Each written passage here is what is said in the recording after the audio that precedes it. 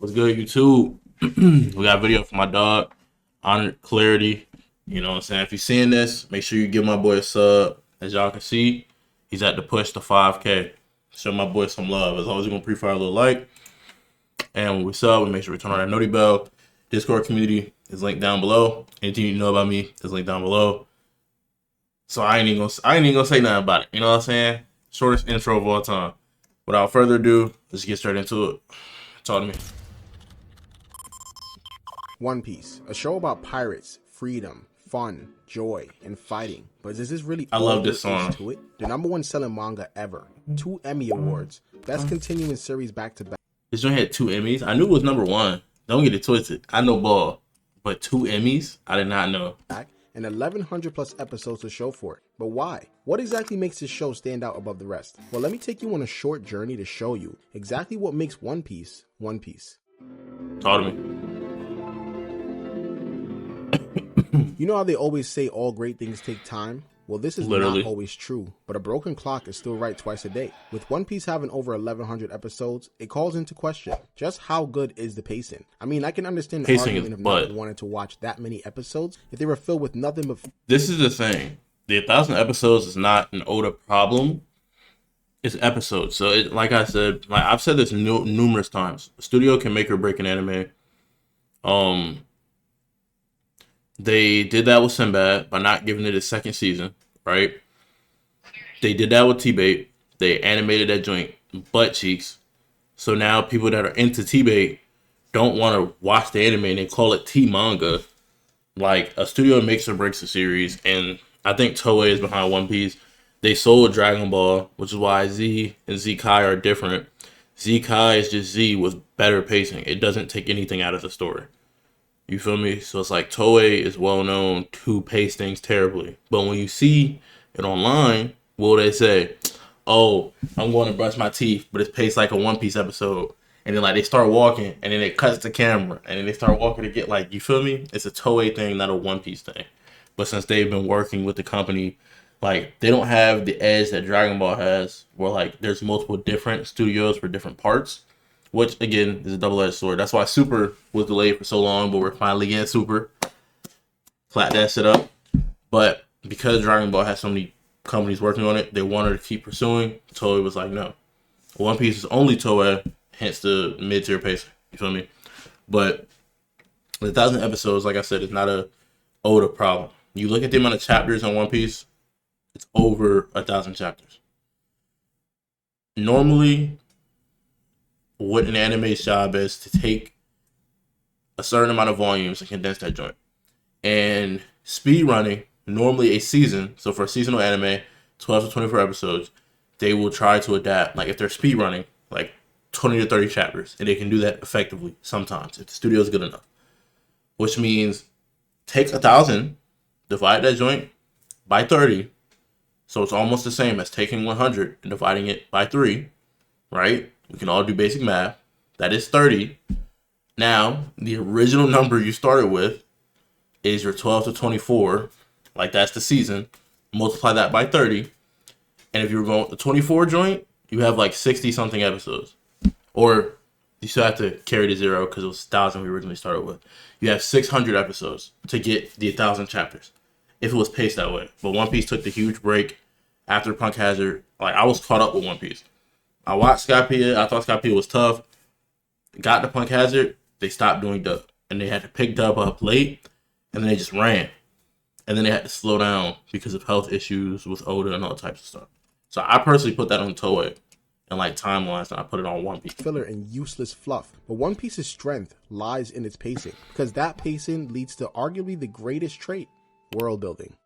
The very moment you're brought into One Piece, you already feel the world is too large to fathom. There's so much unknown and many mysteries and secrets to discover. It keeps expanding, and somehow it never loses that focus. Every new arc feels like a piece of a puzzle that's just been waiting to click into place. You start to see how everything connects, how stories that once felt separate begin to intertwine, and then you realize you've been watching one massive tale of art unfold the entire time. And what's crazy is that it never feels empty. Every moment serves a purpose. Even the slower episodes give you a reason to care. There's a bit of backstory, or even a newer layer to a world that gives a quiet look at what drives these characters. That's what makes the pacing work. It's not about how fast or slow things move, but more so about how much Quality meaning they v hold quantity. in the grand scheme of things. One Piece Yeah. takes its time because it wants you to live in its world. It wants you to feel what it's like to dream just as big as the sea itself. All those little touches They want you to feel what it's like to dream is such a tough line. W script. build a sense of scale that makes the world feel real. You start to believe it could keep going on forever, even beyond what you see on screen. That's the, dare I say, genius of its pacing. It expands the world outward. Every arc feels like it opens another door, revealing how much more there is left to explore. And because it takes its time, nothing ever feels forced. When a major moment finally happens, it hits harder because you've seen everything leading up to it. That payoff is worth the 100 episodes it took to get there. Real exploration takes time, and discovery takes patience. Take Columbus, for instance. Especially because One Piece is an action and adventure anime. Not all action anime are adventure anime. And like, even if you look at any book, having a different genre changes the way things have to be paced and the way things have to be discussed. Because each genre has its own nuances. So being an action and adventure anime. Now take the most well-known action anime, that being Dragon Ball. You see how long Dragon Ball is? One Piece is a similar story in terms of world building and whatnot. They just don't have the luxury of having aliens and stuff. So if you just took the Earth world building in Dragon Ball, it's like mid. You take the world building of all of the entire series, the cosmology, that is what One Piece does for one world, and that whole world has to be explored. Because you don't have the plot convenience of saying, we don't have spaceships. We can't explore all these mysteries. Because in adventure anime, any mystery that exists needs to be unpacked. Any plot hole undiscovered, any stone unturned needs to be turned. You feel me?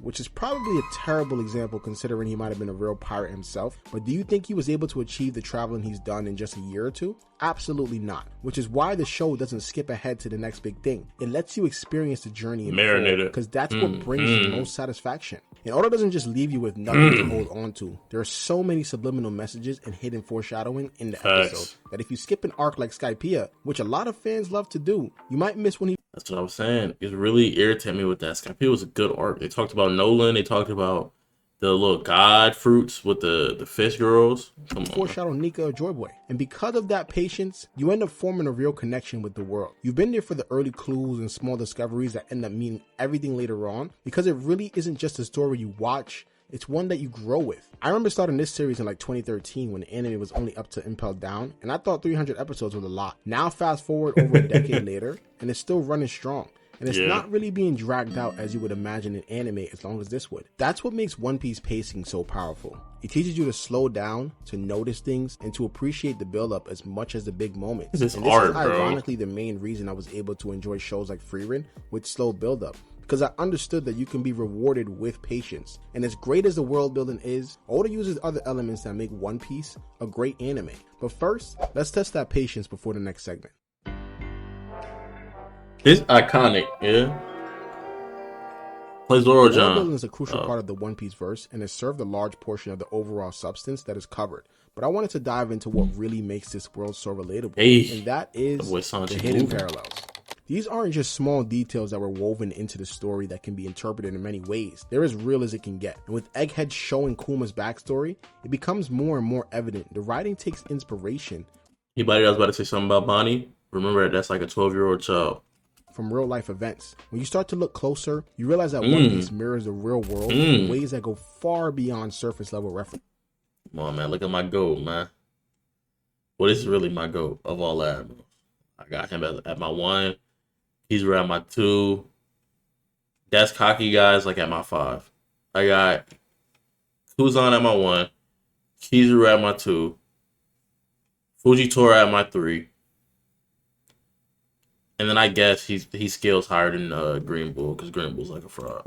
The oppression we see in certain islands, the divide between the rich and the poor, the fear of the unknown, these aren't just plot devices. They're more like reflections of real struggles and emotions that real people deal with. Also, parallels between Dofi and, like, I want to say Law / Luffy, just in the fact that they both lost a family, but like they lost their family due to tragedy. You can even connect this to Nico Robin, but the way that each of them decided to live beyond that is different. And for each of them, there was a character that they bonded with that shaped that growth. For Law, it was Corazon. For Doffy, it was Treble and like the rest of the gang. For Luffy, it was characters like Shanks, the Don, things of that nature. With. Even the geography of the world feels purposeful. The separation of the seas, all the way down to the way rumors spread, all of it builds a believable ecosystem that mirrors how our The world boy got functions. freeforms. You can see it in places like Dressrosa. On the surface, it's just another colorful island, but the reality is that it's a story about how power can shape people's memories and rewrite their reality. Doflamingo didn't just rule with fear. He took away people's ability to remember the truth. And that's manipulation on a level that mirrors real world propaganda and dictatorship. It shows how easily history can be twisted when only a few hold the power to tell the full story. Then there's Kuma's upbringing. Watching it unfold hits crazy feels because it's uncomfortably human. A man who once fought for freedom ends up stripped of his will and turned into a weapon by the same exact system he tried to resist. You can see the pain of the sacrifice and how someone can give everything for others and still be forgotten. It's one of those moments that reminds Parallels. He had a target on his back because anyone who tries to change, anyone who goes against the grain, even if that means helping people, you are making yourself a target. It is why I enjoy the trope of a main character or a character in a show actually being intelligent. This isn't just like Aina Koji in Clash from the Elite, where sometimes it feels like him knowing that is like plot. You're supposed to be intelligent, so you know this thing just to know it, right?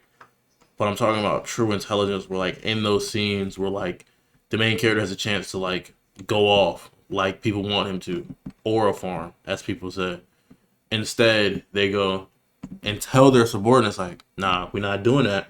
That draws too much attention to us right now. We want the head honcho. We're gonna cut off the snake's head instead of getting the tail. I like when nuances and subtleties show a character's intelligence. you, Oda isn't just cooking an adventure story, there's layers of oppressive spectacle deep inside it. But Fishman Island might be the clearest example of that realism. Facts. It's a place built on centuries of discrimination and fear, where generations grew up inheriting hate. It's a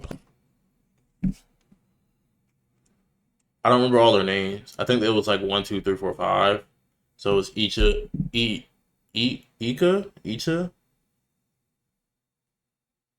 something like that. But I know Sanji's siblings is, Ichiji, Niji, Yonji, Ichi, Yon, Sanji, Goji, Rokuji. It's, play on numbers. But I remember their names were like based off of like darkness, sunlight, something like that. It was based off like elements or something of the world. I could have sworn they were in Skypiea. So it's interesting that they're also here. Place built on centuries of discrimination and fear. It's been a while since I've seen Generations grew up Fishman Island. inheriting hate they never asked for. Sound familiar? The tension there isn't just about good versus evil, which creates a complex relationship for both parties. You see how prejudice poisons both sides, but how people can still find hope after everything they've lost. That level of empathy is what makes that world feel so alive. And all of it ties back to the world government. They are not just the background villain, it's a system built on silence. It hides the truth, erases history. And that's like systematic oppression. It is similar to if you are a scientist or a mathematician of any like form, you've probably heard of systematic error, which is error that is like you did everything right, but within the system something was wrong that screwed up all your measurements. So for example, if I wanted you to measure something with a meter stick, if you're American, you might not know about that. So let's dumb it down. I want you to measure something with a ruler. A ruler is a foot. Say I cut 2 inches off the ruler, and it's actually 10 feet, but I repainted it to make it still say 12 feet. You would then do all your measurements based off this fake 12 feet. So all of your measurements will be wrong by a certain factor because the ruler is off by 2 inches. You get what I'm saying?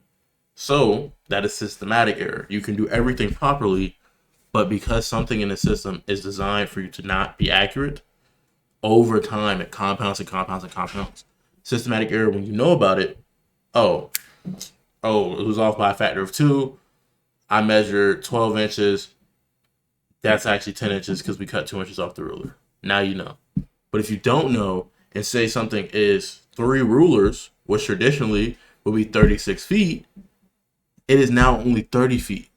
And now imagine the same upscale with the fact that you take something that is like 600 feet, right? The measurement that you're getting is so far off from the truth the longer it goes on. And that's why in One Piece they talk about something called the Void Century, which is a period in history where information about it was essentially overwritten. This is important because it's something that I think about sometimes about like everything we know in the world. We almost have no way of knowing it's true. That is why science exists. Science is just the understanding of what exists, what we know. That's why science, in my opinion, and anyone who, in my mind, has enough common sense, understands that science doesn't disprove a god or a creator. Because science proves that the universe has like a point 0 times 10 to the negative Googleplex percent chance of turning out exactly how it turned out today. Right? So it makes you think we were made with intelligent design. Besides the point, in One Piece, they talk about that systematic oppression via things like the Void Century, because everything we know, besides things that are scientifically created, is just someone told someone else, and someone told someone else, and that happened over and over again. If somewhere in that someone lies, it creates a systematic error, which then blocks off opportunities. Hence, what happens in One Piece, where you have celestial dragons wearing masks of air, thinking if they breathe regular people air, they're going to die or something. They have a false sense of power because politically they have a militia built around them, but they have no true power because they're not strong, they're not smart. They don't really do nothing, bro. They just sit there and like exist. You feel me? It's a system that is meant for them to have all of the power while having no power, right? They're put there as puppets. And regular people feel subservient to them. But if the person that you're underneath has no power, how much power do you expect yourself to have? So it's the government's way of going like, oh, bro, you have 40% of the power the Celestial Dragons have. They only got 60%. It's slightly unfair, but life's unfair. But when you realize the Celestial Dragons have like 5% power in like realistic terms, you having 40% of their 5%, so much less power than you thought you had. And decides who gets to be free and who doesn't. The more you learn about it, the more you understand why Luffy, who's pure of heart, became a pirate, which in our world is almost universally seen as a bad thing. And that leads to the next point being freedom. He wanted freedom. The freedom from it all. He may not be the smartest protagonist out there, but he knows when a system is broken and doesn't stand around and watch it happen. But what I respect and love the most about Luffy's character is that his goal has absolutely nothing to do with taking down the world government and starting a new regime. Sure, he might take down dictators and fight the system whenever they encounter, but he kind of doesn't have a choice. Understanding that the freedom he wants is on the other side of that fight is what drives him the most. I mean, really think about it. When have we seen Luffy go out his way to interfere with the world government? Only times I can think of is when it had something to do with the people he cared about. That being Ace's execution and Robin's capturing by the CP9. So it's like, yeah, Luffy, he never, even when like they talk about him being Pirate King, he doesn't want it for the power. He doesn't want it because, oh, if you're Pirate King, that means you have majority of the territories. He wants to be Pirate King because he gives him the most freedom. Because intrinsically, freedom is tied to power in a world that is built off systematic limiting of power. The more power I have, the more freedom I have. That is why the highest power in One Piece can do whatever they want. They can erase an entire island. They can erase an entire section of history. There's nothing you can do about it because you don't have the power to do anything about it. So Luffy's goal is not to oppose them like his father's goal is. His goal is actually the opposite. His goal, well, not the opposite. The opposite will be supporting them. His goal is to build enough power to become an independent force. So a force such as the world government cannot stop him.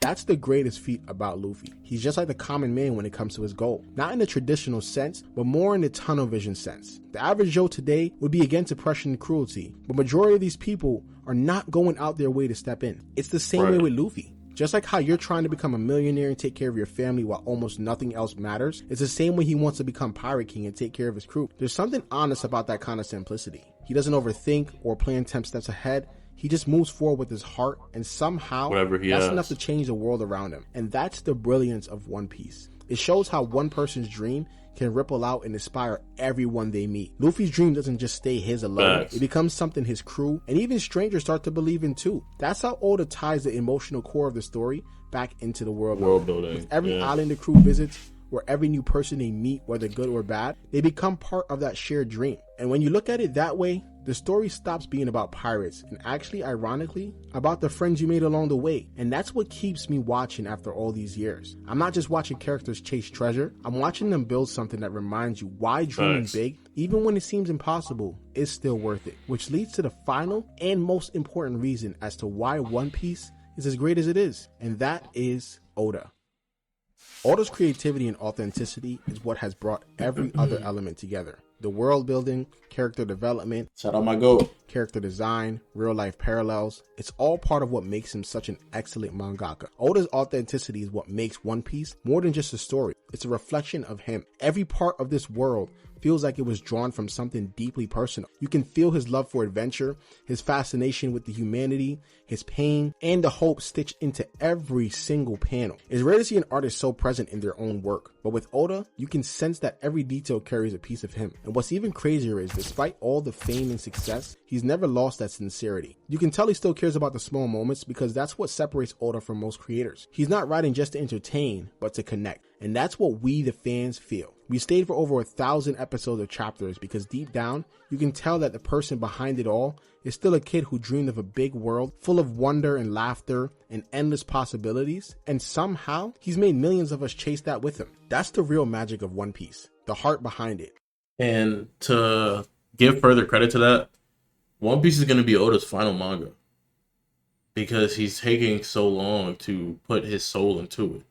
A lot of, and I'm not saying you can't be a great creator and have more than one manga, but a lot of other creators are able to have more than one manga. Take One Punch Man by one, and then he also made Mob Psycho. Take Kishimoto and the fact that he originally was working on Boruto. I think he gave it to a son or something like that. I'm not quite sure of all the Take Tagashi. I think he made Yu Yu. He made another one. I can't remember the name of it right now. I just watched a video on it too. I think Hunter and Yu Yu. I think Hunter and Yu Yu. Hold on. Tagashi. Hunter. Yep, and Yu Yu. Yeah, and then the list goes on and on. The creator of JoJo's is kind of doing what Oda's doing, because even though these are these different sub stories, different parts, it's not JoJo JoJo the sequel, JoJo the sequel. It's JoJo Part 1, JoJo Part 2, JoJo Part 3, all stories of a person told a part of a bigger universe. It's different than what Oda's doing because it doesn't have such a huge scope, but in a way he's still adding on to that universe. Different places, different time periods, what's happening here, what's happening there. While with One Piece, Oda has to do all of that, but keep it, asynchronous? I don't know if that's the right word, but keep it together. Keep it as one thing. And that's going to lead to this being his last manga, but that also leads to something powerful to where, all of his soul as a mangaka is in One Piece. You don't need to look any further. You don't need to say, oh, he worked on this, but this is his best work. This is his best work. This is his only work. This is Ichiro Oda. It's Oda's belief that no matter how big or complicated the world gets, there's still room for dreams that never fade. That's why One Piece isn't just one of the greatest anime of all time. It's a piece of someone's soul shared with the world. How did this kid know I was going there, bro? Shout out Honor Clarity, man. Shout out my dog. If you enjoyed this video, make sure you check out the channel down below. Consider hitting that bell. Comment down below. If you made it this far, comment down below 77. As always, I'll catch you in the next. Peace.